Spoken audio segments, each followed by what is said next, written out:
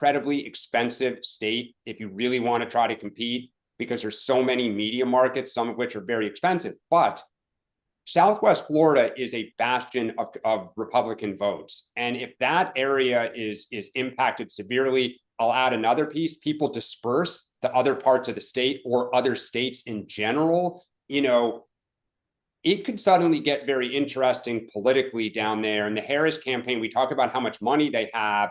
That Senate race has tightened pretty considerably. Rick Scott, who's a billionaire, put in another 20 million of his own dollars recently. That is not because he thinks he's cruising to victory and he wants to run the score up. It's because he sees the same thing. So, it's interesting to see, if you're the Harris campaign, how closely, you feel like you're getting down there. You also have a marijuana ballot initiative and an abortion ballot initiative, right, both of which should play well for you. And, it should tell you everything that Trump came out for the marijuana ballot initiative and was kind of tap dancing on the abortion.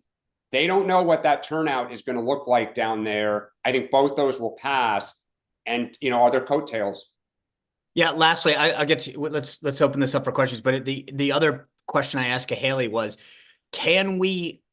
what reliability and fidelity should we have in North Carolina polls going forward, considering 61% of the affected counties are pro-Trump? And he said, not much, right? You think about that.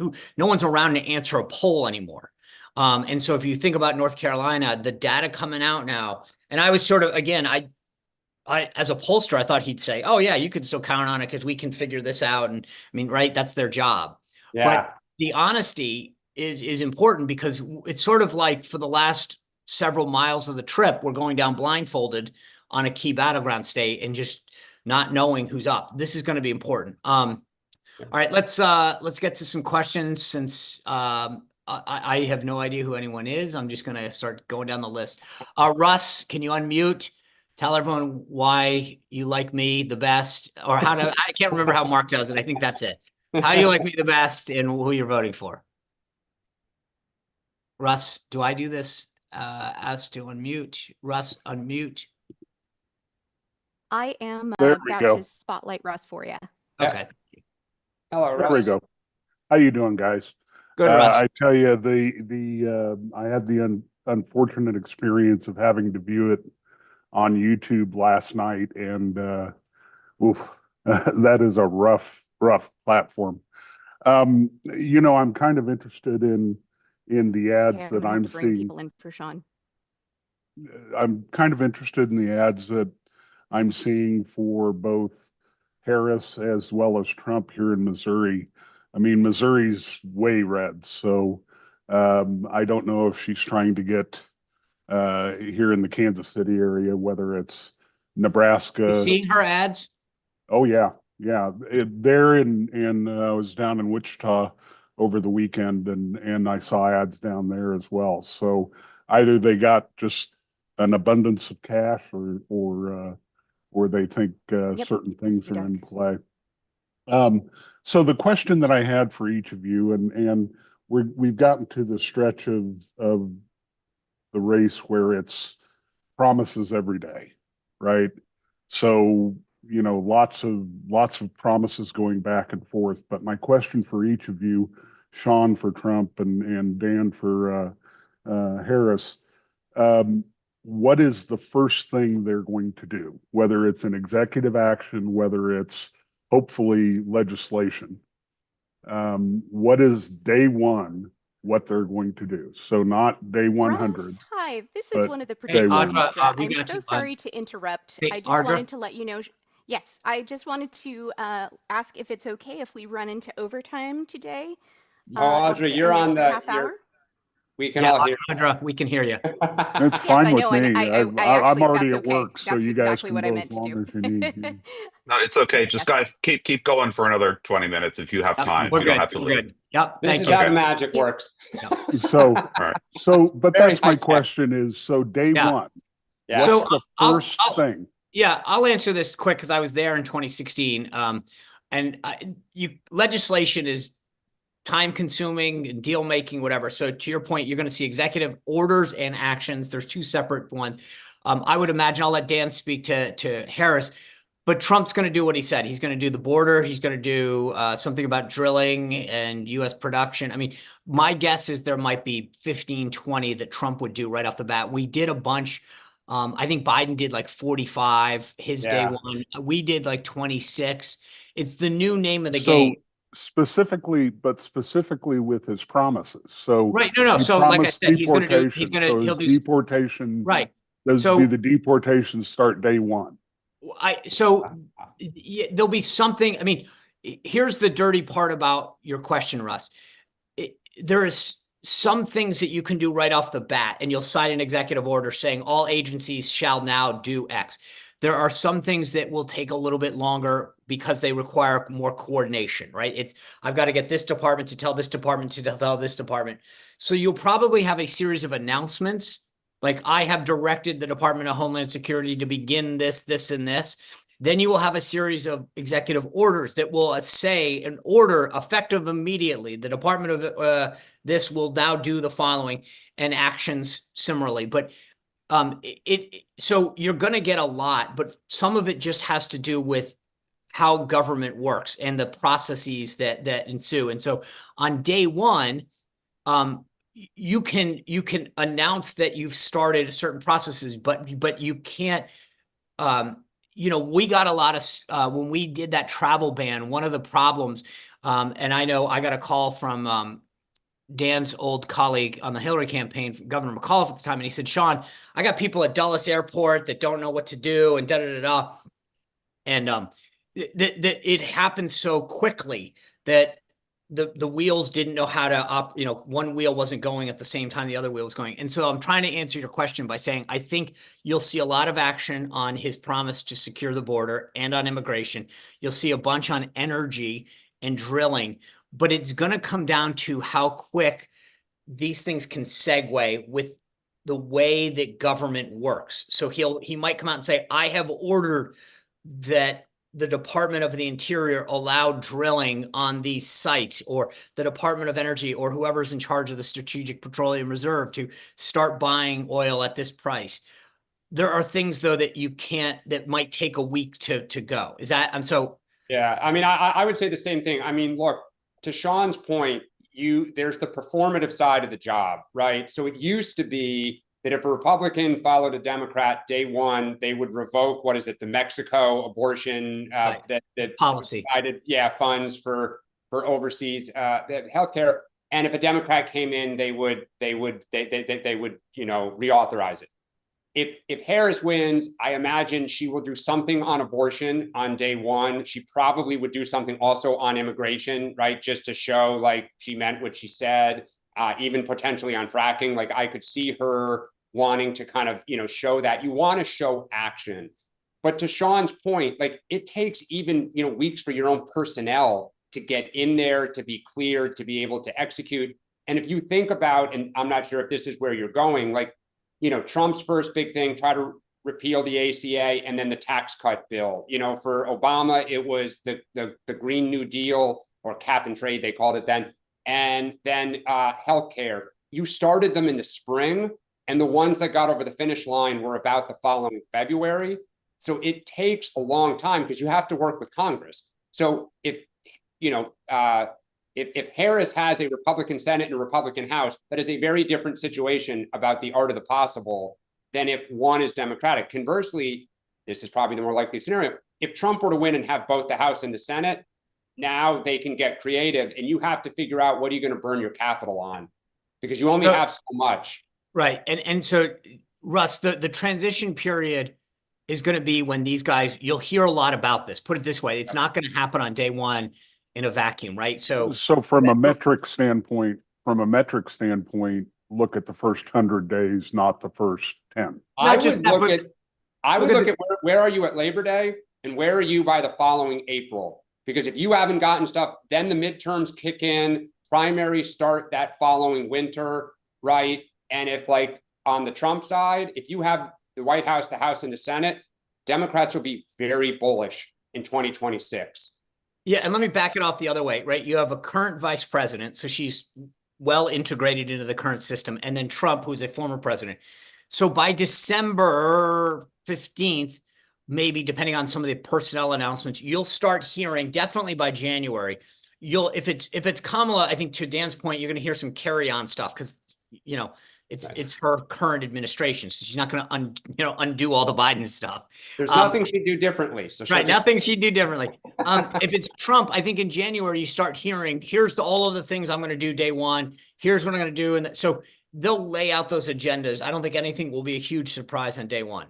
Anyway, thank you for the question, Michael Caliendo. Come on in. Unmute yourself. I think that's. Okay. Maybe. Good morning, everybody. Hey. Good morning. Hey, good morning. Enjoy the show. Quick question. Who are you voting for? That's right. And where are you Am I the from? best?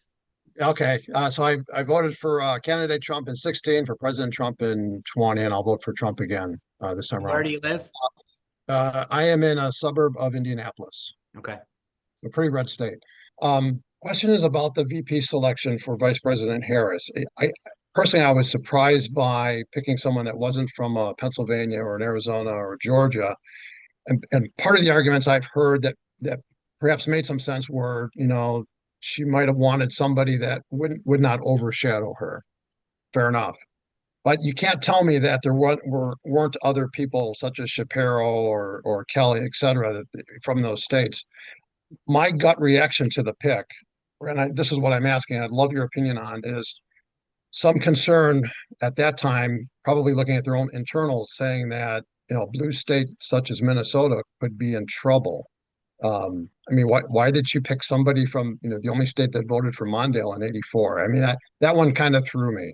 That's the question. I enjoy both of you guys. Sean, I'll tap you on the shoulder for that one. But Dan, I think you do a fine job representing. And I love the intelligence of the program. And of course, I love all of the questions coming from the audience. It really makes the show. So I'll listen to your answer. Thank you. Yeah, no, and thank you for joining and for raising your hand. Look, I think in the last few election cycles, you've seen presidents or candidates who have picked vice presidents, not because they bring a state, right? Trump wasn't going to lose Indiana. Obama wasn't going to lose Delaware. But you look at who do you get along with the best. And in Harris's case, I think we need to be, kind of fair to her. It was a crazy compressed schedule. I mean, that process usually is a 4 to 6 month process where law firms do months of vetting. Your team interviews the candidates. You interview the candidates. You huddle with your team. You do more interviews. You would even have them like Trump, it was almost like an audition. He would send them out on the trail. He would have them with him on the trail. Do we have chemistry? Do I like how they talk about this? She had none of that. I mean, she basically got the vet on a Thursday night. She sat down with them on Saturday, or I think it was Sunday, and made a decision by Monday because you needed 24 hours to literally build the website and put your talking points together. Mark Halperin has talked a lot about Josh Shapiro, that, there was tension there. He had a lot of questions about what his role would be. Did he really want the job based on what she said? Some of the other candidates, I know they didn't pass the vet, right? So there's things in people's past. In the past, people have had problems with domestic help, extramarital affairs, stuff like that. I'm not saying that was specific to any one candidate, but those are things that have tripped up people in the past. And so I think, Walz kind of got hot at the right time. He's like a baseball team going into the playoffs where he was hot. He had good interviews. The whole weird, comment went viral and Democrats were loving it. And, they thought he would be a great surrogate. And she apparently really got along with him. It sounds like in the interview, he was like, I'll do whatever you want me to do. You don't want me in the room to make a decision? Fine by me. Go get it. You want me to go run through the brick wall for you? Put me in the game, coach. So, I'll cut her some slack that it was a very, very compressed schedule. But look, if she loses and it comes down to Pennsylvania, you won't hear the end of it. But I'll just also add quickly, the one thing about Shapiro, let's say he did want it and he did pass the vet and everything was kosher. The big worry was that he is Jewish. This was going to set off the Arab Americans in Michigan, and you would have a party at war with itself. And she didn't want that headache. And I understand some pretty senior Democrats counseled her, you don't need this. Like, you don't need the headache. Who knows if they'll be proven right? Yeah, I agree with most of what Dan said. I mean, look, you're looking for a buddy. This is the one person that, if you're president, it's a very, very lonely job, and you need somebody that you can count on, that you can rely on, that's got your back, that you feel gets you, that isn't going to rival you. And as to Dan put it, like, this was an unbelievably compressed schedule. And so there's a million things that are going on. And I mean, literally imagine it was like an arranged marriage, right? Imagine somebody walking in and saying, here are your 4 choices on a Friday. You're going to meet with them tomorrow, and on Sunday's the wedding. It's just like, I hope I like them. And also I just don't, I think that it is better to have good chemistry than anyone trying to believe that there's an electoral advantage, right? It doesn't, too many people put too much stock in the VP electorally. It just doesn't matter. You'd rather have somebody that gets your base fired up, that can raise money, but that, more importantly, for 4 years is going to have your back. They are your number one surrogate and ally. So I think that we will, if she loses the race, they will be second guessing this forever. I'm not sure that that's right or wrong, because I don't think Shapiro was the silver bullet. I think he would have been good, but I also don't know. I mean, you sit down in a room with somebody. I always say that there's friends versus roommates, right? There are people that you're buddies with, and that you go, would I want to live with that person? And, and I also say the same thing about bosses, right? You meet somebody and you're like, God, I love that guy. I'd never want to work for him. And I think that in the case of Shapiro, a lot of us on the outside look at a guy, look at his resume, look at how well he's done in Pennsylvania, and go, oh, that makes sense. But we're not the ones who have to sit with him every day. And even if you or I would have gotten along with him, maybe she didn't, right? It's a personality driven issue. So for those reasons, I think that was it. Anyway. Just a parting comment on that. I appreciate the perspective. It seemed to me that you could get below the level of a Shapiro or a Kelly in Arizona, et cetera. You could get below that and find more than 1 or 2 other decent candidates. Appreciate the fact that the vetting process was really compressed. And I if you think had another month, electorally, there should have been some thought to that. And I still walk away feeling like there was something else in their own internals that was saying, we got to protect, we don't have a ground game in Minnesota. We've never needed one, right? We got a ground game in Pennsylvania. We got a ground game in North Carolina, et cetera. And in Arizona, we can fight those battles. We really can't fight it. We can't let a firewall state like that fall. So purely who knows? speculation. And again, maybe that was in their head. We won't know until there's a book that comes out afterwards with all of the people leaking about it. So all interesting. I think that the other, remember when we talk about the timeline, there literally was a nomination process. They had to get a name up into the DNC to allow that to happen. So appreciate the question. Victory has 1,000 fathers. Defeat is lonely orphan. Christopher Pape. I hope I'm saying your name right. I want to wake you up. Can we bring Christopher in? Christopher, where are you? Who did you vote for? And why do you like Dan? Oh, you gotta unmute yourself. Or not. Feedback's a gift. You got that? You unmuted, Dan? Or Christopher? Sorry, I'm reading the wrong name on one. Hi, can you hear me there now? You go. Yep. There we go. You did get my name right, which is, very few people do. So thank you. Well, I live in Manhattan, in Sutton Place on the East Side, and I'm in media, so I'd rather not say who I'm voting for.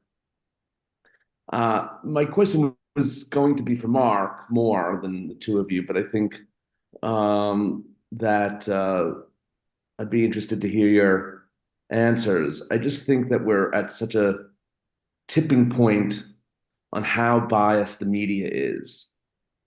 And how can we go, if Trump wins, I just don't, I'm working with other journalists. I'm really not, I'm in the lifestyle space, so I'm not in the political space.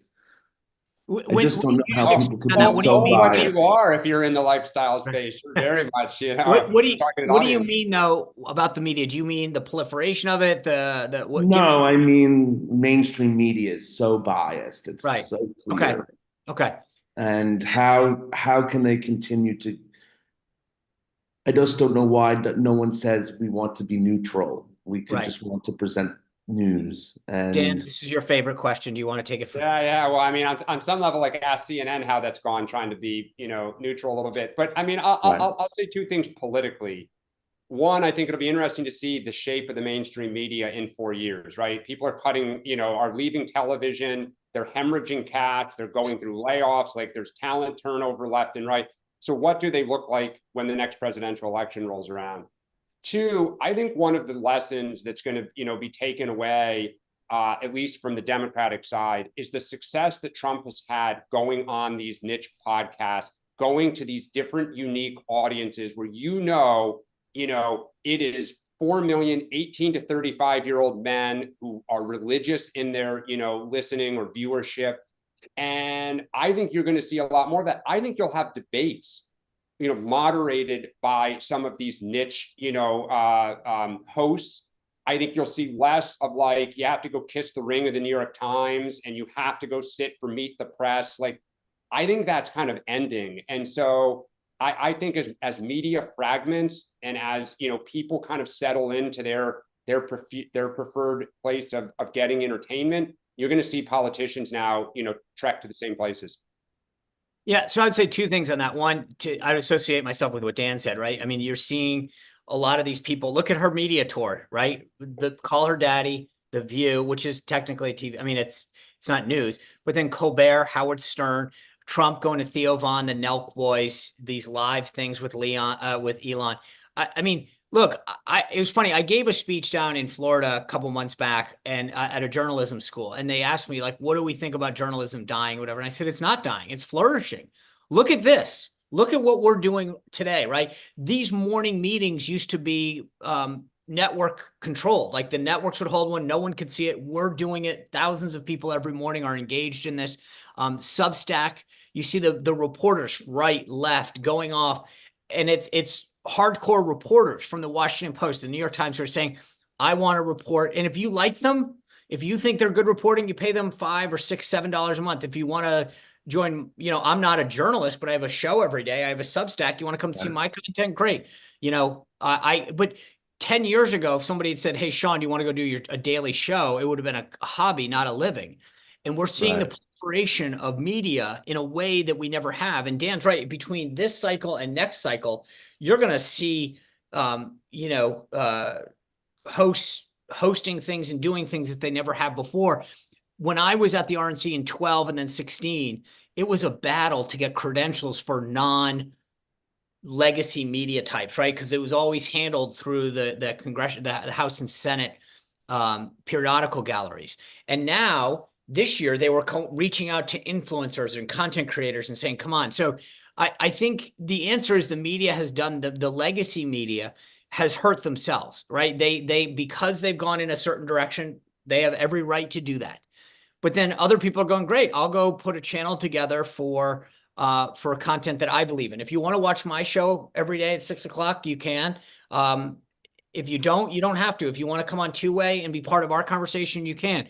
That's the beauty of what technology has provided. This is this proliferation of sources. If you trust someone, if you don't trust them, you tune them in, you tune them out. But, to Dan's point, look at the salaries that they're now talking about for these hosts, right? They're just cutting, they're cutting and cutting and cutting. There's a lot of talk about ABC going up for sale, all these other sites going down, but this is capitalism. People are saying, I don't want this. I won't want to watch this, and I'm going to go get my news and information here. The media has done this to themselves. And so I think that it's actually, I love what's happening. It's very disruptive. It's kind of like what Uber did to the taxi system, with Door. I mean, like, the environment has allowed this to proliferate, and I think it's a very healthy thing. So thank you for your question. Thank you. You bet. Brandon Utterback, sir, come on in. Tell me where you are and who you're voting for.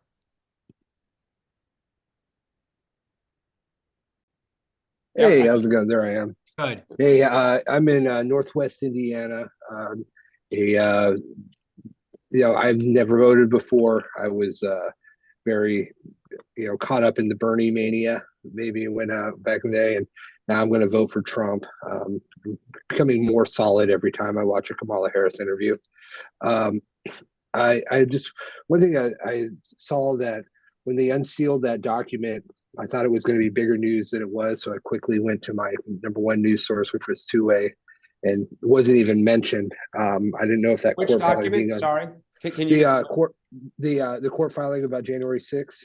Okay. Yeah. When they unsealed that, I thought it was our October surprise or bombshell. I was wondering why that hasn't reverberated that much. And then the next question is, does the lack of Kamala going into more aggressive interviews, it carries more weight with me considering the campaign management team that she has and how savvy they actually are, and kind of an all-star lineup. If she was ready for that moment, I'm guessing they would be sending her in there rather than this is just an inexperienced campaign. They're just trying to feel it out.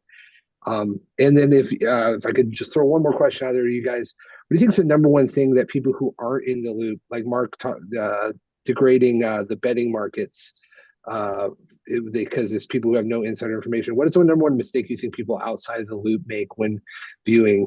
Is it like because the body language, or they don't seem confident, or anecdotal sort of things? What's like the number one thing that we don't know that you guys do?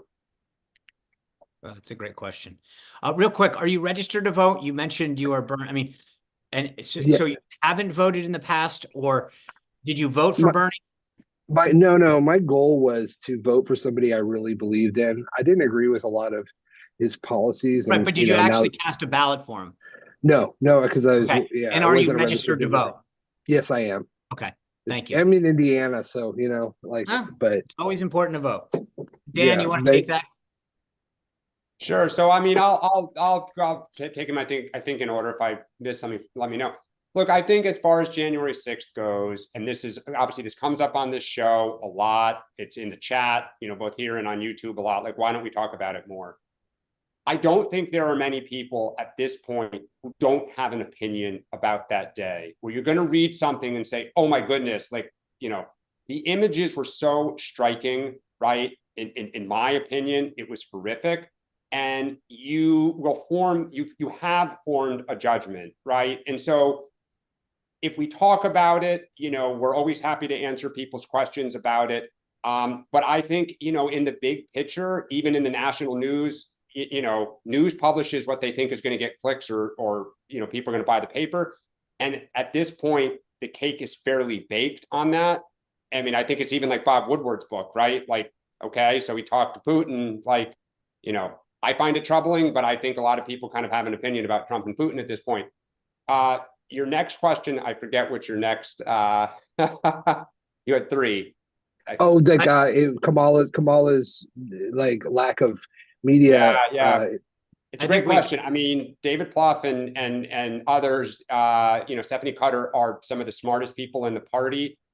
I don't know why they made the decision they did. I thought that going into the Biden's first debate, Harris was doing a lot of interviews. I actually thought one of her best interviews she's done as vice president was the night that Biden really fell apart. She went on TV after that debate and defended him, defended the campaign, and was good. She pivoted right back. Like, she had entered, like, the fact that then, like, I cut her slack. The first 2 weeks, you're doing your tour, you announce your VP, like, you're filling arenas, like, ride that wave. But then I thought she would jump into this. And to your point, like, why they didn't, I'm sure in Mark Halperin's book, we are going to hear all about, why that happened.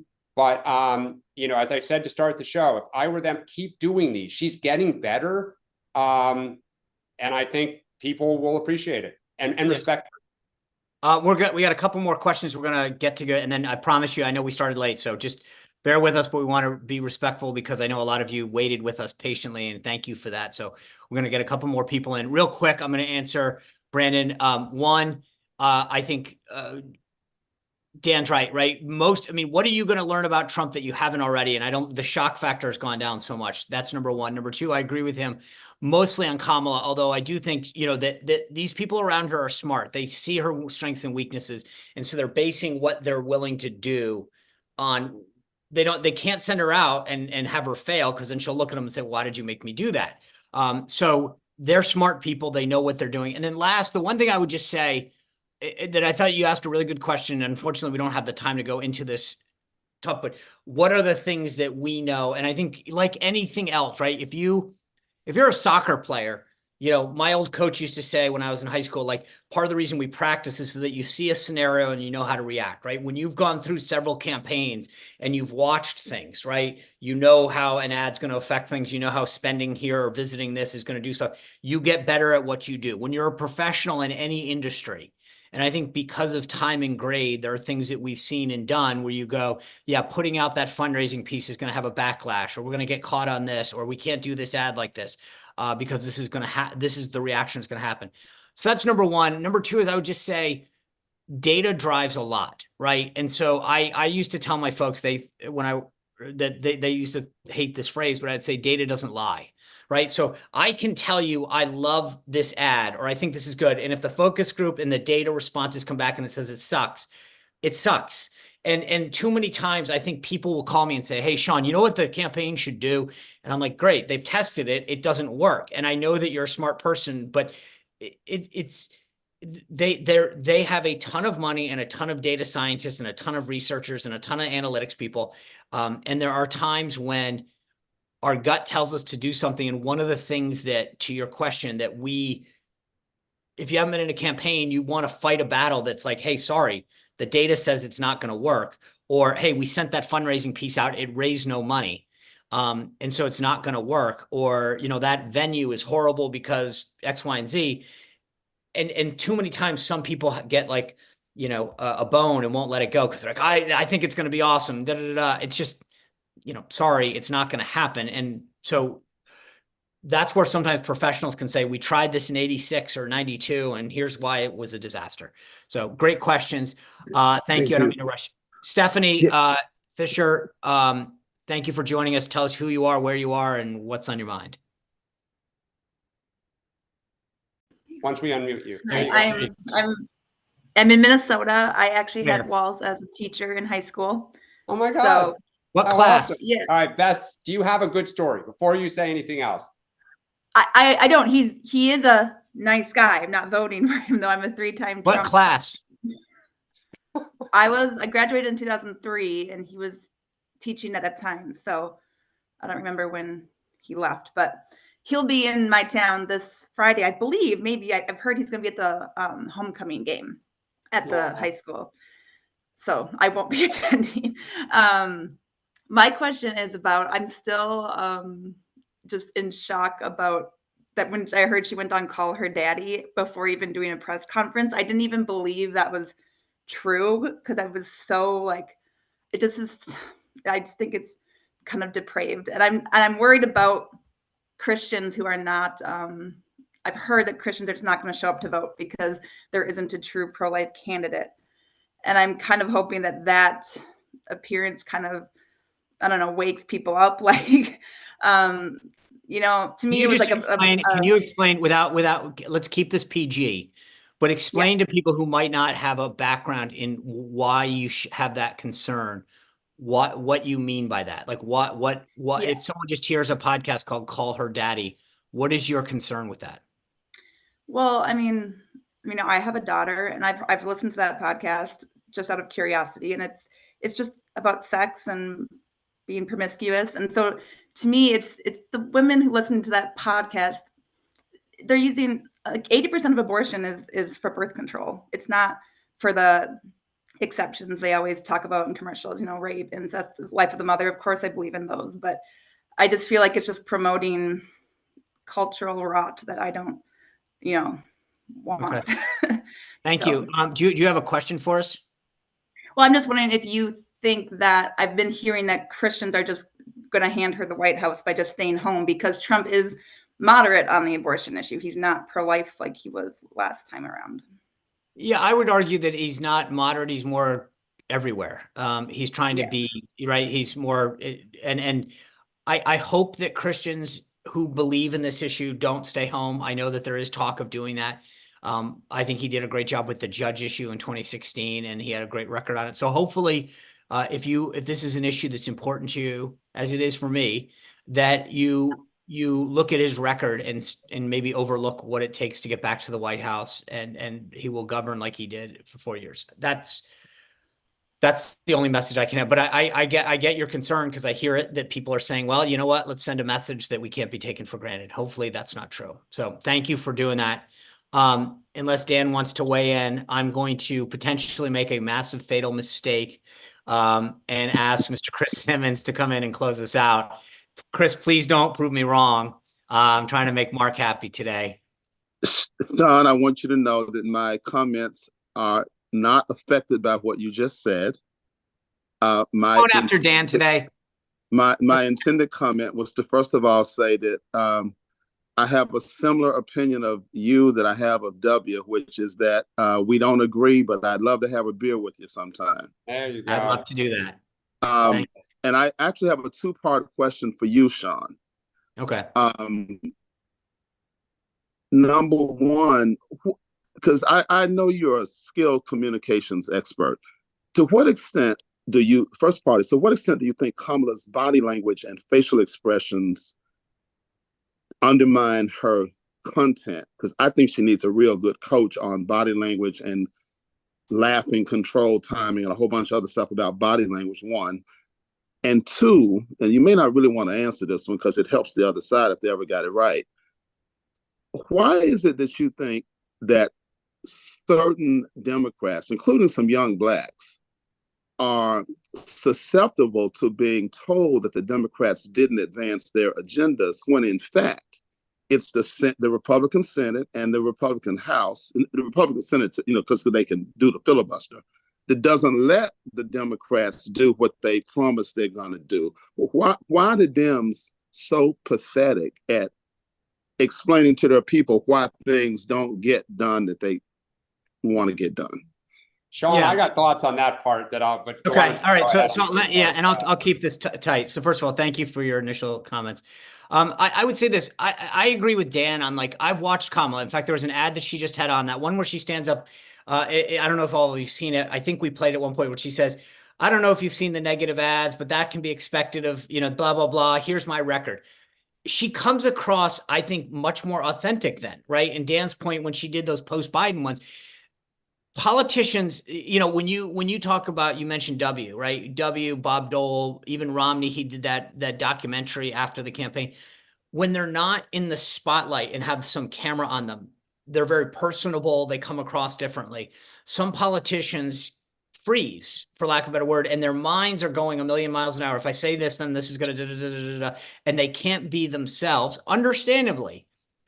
And that's what happens when you're trying to second guess your own policies and saying, okay, if I say this, then I'm going to alienate this group. I'm going to say this, I'm going to alienate that group. And you're constantly unable to have a real moment. And I think that when Kamala does those, whether it's in ads or interviews, it comes across very different than The View. Dan was right. She looked like, she had bug eyes, like, oh my God, I can't believe you just asked me this and I don't know how to answer.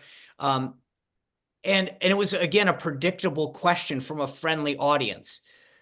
So I would say to her, like, the one thing I'll tell you, and I'll leave it at this, you have to practice. And I would just sit there and say, have conversations, put a camera on you. And I want to show you what I'm talking about. When I asked you about this, watch your face, you froze. And too many politicians go, I don't want to do that. And it's a very difficult thing, but I force clients to go through that. And I'll say, I want you to see what your face looked like. I want to see your body movements. I want to see you show what that laugh looked like, because everyone in the room went like that, and you go, okay, I get it now. And people do that to me. When I started the first show I did after I left the White House, we brought in a coach, and she was like, I want to show you some clips. And I was like, oh crap, I do say that all the time. I do have that verbal tick. I do this with my hand over and over, right? And you start to see those things, but a good team, and she's got a good team around her, should stop her and say, and I think part of this, Chris, goes back to the compressed schedule.